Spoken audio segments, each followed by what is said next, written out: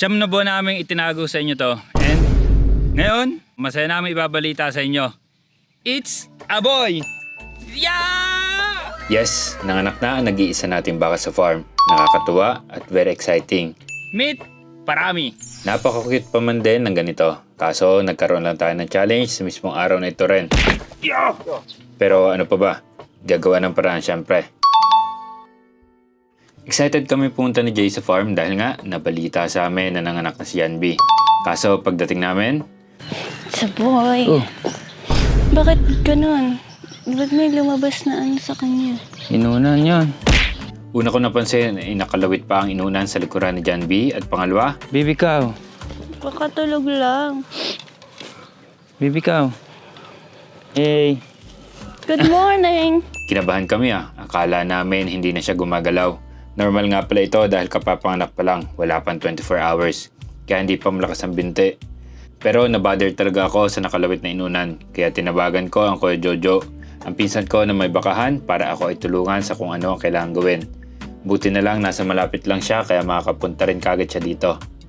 Anyway, tinry kong patayuin ang bisiro para makita kung gaano siya kalakas. Habang may kausap nga ako sa cellphone, ay napasigaw na lang ako Yun, Meron ako tatayo din siya. Yun, tumayo na. But, At ang pangalan na binigay ni Jay sa kanya, Anong pangalan niya?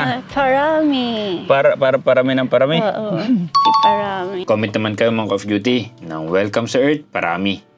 Dumating na ang pinsan ko at ang advice dalhin natin sa kanila para maipit at ma-check kung mahihila ito. Okay, so dali natin dun sa ipitan ng kuya. Dito lang sa kabila. At ang lakas ni Parami nakasabay siya kay Janby.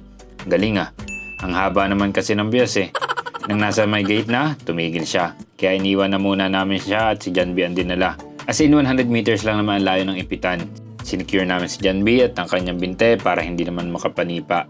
At hinila ng kuya ang inunan. Nahila karamihan kaso may naiwan na kauntian. Kaya may kailangan pa tayong iturok sa kanya para dito. Pero for the meantime, tinurokan siya ng DCM, pampagatas, inilahat na 100 ml.